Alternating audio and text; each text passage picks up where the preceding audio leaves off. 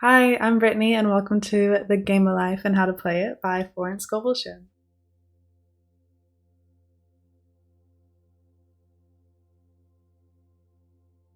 Today, we're going to start on the first chapter, which is titled The Game. You can follow along on the screen, which will be over here where my cat is currently grooming himself, or you can just listen to me reading it to you and truly believe every word that you will hear, every affirmation. If you hear an affirmation that you like, write it down and repeat it. Let's get into it. The game. Most people consider life a battle, but it is not a battle, it is a game. It is a game, however, which cannot be played successfully without the knowledge of spiritual law, and the Old and the New Testaments give the rules of the game with wonderful clearness. Jesus Christ taught that it was a great game of giving and receiving. Whatsoever a man soweth, that shall he also reap. This means that whatever man sends out in the word or deed will return to him. What he gives, he will receive. If he gives hate, he will receive hate. If he gives love, he will receive love. If he gives criticism, he will receive criticism. If he lies, he will be lied to. If he cheats, he will be cheated. We are also taught that the imaging facility plays a leading part in the game of life. Keep thy heart or imagination with all diligence, for out of it are the issues of life. Proverbs 4:23. This means that what man images sooner or later externalizes in his affairs. I know of a man who feared a certain disease. It was a very rare disease and difficult to get, but he pictured it continually and read about it until it manifested in his body and he died, the victim of distorted imagination. So we see, to play successfully the game of life, we must train the imaging facility. The person with the imaging facility trained to imagine only good brings into his life every righteous desire of his heart: health, wealth, love, friends, perfect self-expression, his highest ideals. The imagination has been called the scissors of the mind, and it is ever cutting, day by day, the pictures man sees there, and sooner or later, he meets his own creations in his outer world. To train the imagination successfully, man must understand the workings of his mind. The Greeks said, "Know thyself." There are three departments of the mind: the subconscious, conscious, and superconscious. The subconscious is simply power without direction. It is like steam or electricity, and it does what it is directed to do. It has no power of induction. Whatever man feels deeply or images clearly is impressed upon the subconscious mind and carried out in the minutest detail. For example, a woman I know when a child always made believe she was a widow. She dressed up in black clothes and wore a long black veil, and people thought she was very clever and amusing. She grew up and married a man with whom she was deeply in love. In a short time, he died, and she wore black and a sweeping veil for many years. The picture of herself as a widow was impressed upon the subconscious mind and in due time worked itself out, regardless of the havoc created. The conscious mind has been called mortal or carnal mind. It is the human mind and sees life as it appears to be. It sees death, disaster, sickness, poverty, and limitation of every kind, and it impresses the subconscious. The superconscious mind is the God mind within each man, and is the realm of perfect ideas. In it is the perfect pattern spoken of by Plato, the divine design, for there is a divine design for each person. There is a place that you are to fill and no one else can fill. Something you are to do which no one else can do. There is a perfect picture of this in the superconscious mind. It usually flashes across the conscious as an unattainable ideal, something too good to be true. In reality, it is man's true destiny, or destination, flashed to him from the infinite intelligence which is within himself. Many people, however, are in ignorance of their true destinies and are striving for things and situations which do not belong to them. It would only bring failure and dissatisfaction if attained. For example, a woman came to me and asked me to speak the word that she would marry a certain man with whom she was very much in love. She called him A.B. I replied that this would be a violation of spiritual law, but that I would speak the word for the right man, the divine selection, the man who belonged to her by divine right. I added, if A.B. is the right man, you can't lose him. And if he isn't, you will receive his equivalent. She saw A.B. frequently, but no headway was made in their friendship. One evening she called and said, "Do you know for the last week, AB hasn't seemed so wonderful to me. I replied, maybe he is not the divine selection. Another man may be the right one. Soon after that, she met another man who fell in love with her at once and who said she was his ideal. In fact, he said all the things that she had always wished AB would say to her. She remarked it was quite uncanny. She soon returned his love and lost all interest in AB. This shows the law of substitution. A right idea was substituted for a wrong one. Therefore, there was no loss or sacrifice involved. Jesus Christ said, "Seek ye first the kingdom of God and his righteousness, and all these things shall be added on to you." And he said the kingdom was within man. The kingdom is the realm of right ideas or the divine pattern. Jesus Christ taught that man's words played a leading part in the game of life. By your words ye are justified, and by your words ye are condemned. Many people have brought disaster into their lives through idle words. For example, a woman once asked me why her life was now one of poverty, of limitation. Formerly she had a home, was surrounded by beautiful things, and had plenty of money. We found she had often tired of the management of her home and had said repeatedly, "I'm sick and tired of things. I wish I lived in a trunk." And she added, "Today I'm living in that trunk." She had spoken herself into a trunk. The subconscious mind has no sense of humor, and people often joke themselves into unhappy experiences. For example, a woman who had a great deal of money joked continually about getting ready for the poorhouse.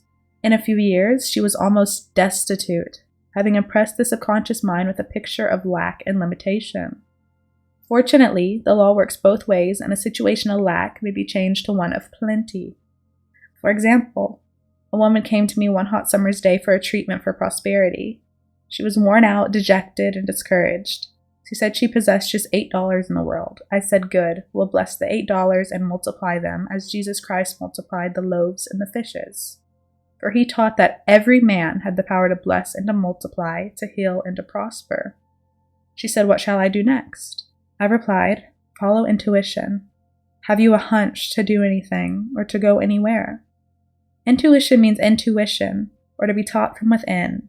It is man's unerring guide, and I will deal more fully with its laws in a following chapter. The woman replied, "I don't know. I seem to have a hunch to go home. I've just enough money for car fare." Her home was in a distant city and was one of lack and limitation, and the reasoning mind, or intellect, would have said stay in New York and get work and make some money. I replied, "Then go home. Never violate a hunch." I spoke the following words for her. Infinite Spirit, open the way for great abundance for blank. She is an irresistible magnet for all that belongs to her by divine right. I told her to repeat it continually also. She left for home immediately, and calling on a woman one day, she linked up with an old friend of her family. Through this friend, she received thousands of dollars in a most miraculous way. She said to me often, "Tell people about the woman who came to you with $8 and a hunch." There is always plenty on man's pathway, but it can only be brought into manifestation through desire, faith, or the spoken word. Jesus Christ brought out clearly that man must make the first move.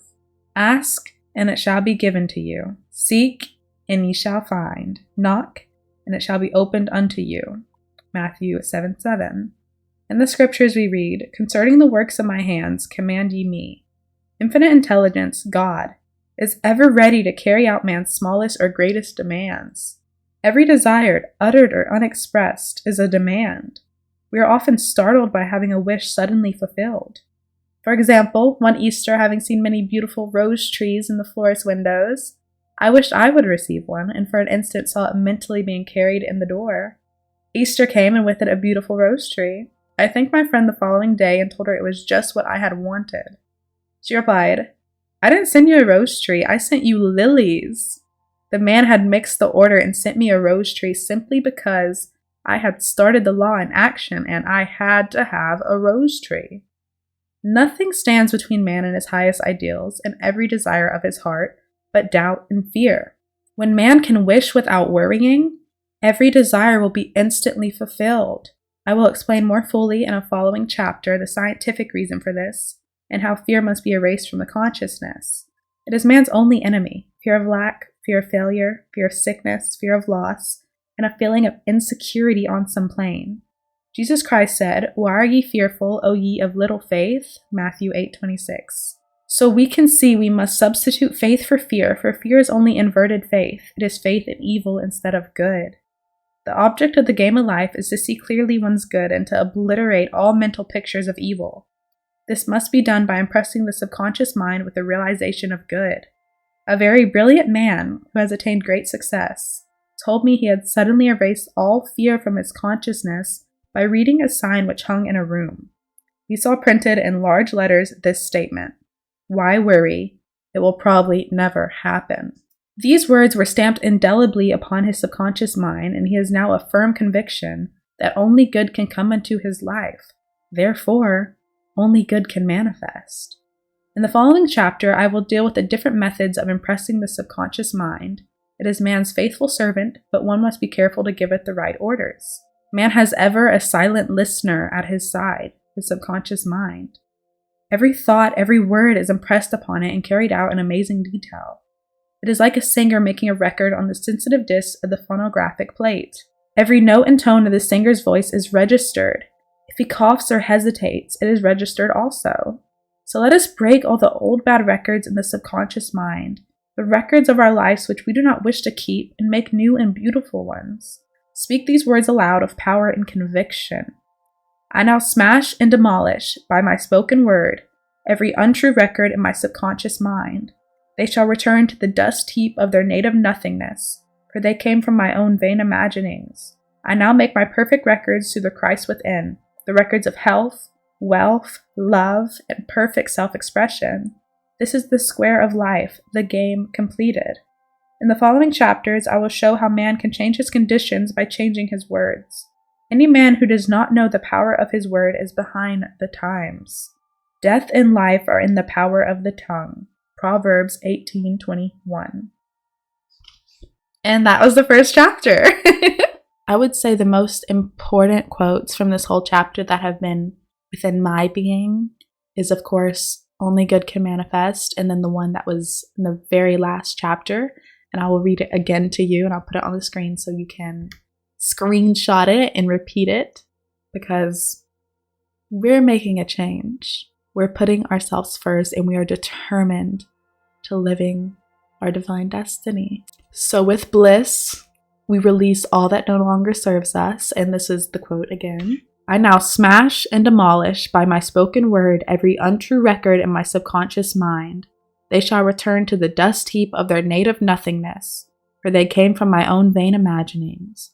I now make my perfect records through the Christ within, the records of health, wealth, and love, and perfect self-expression. That is a beautiful quote for starting in your spiritual journey and for being determined on releasing yourself from the parasites of fear. Starve those parasites, release them, crash those old records, and step into your new divinely meant ones.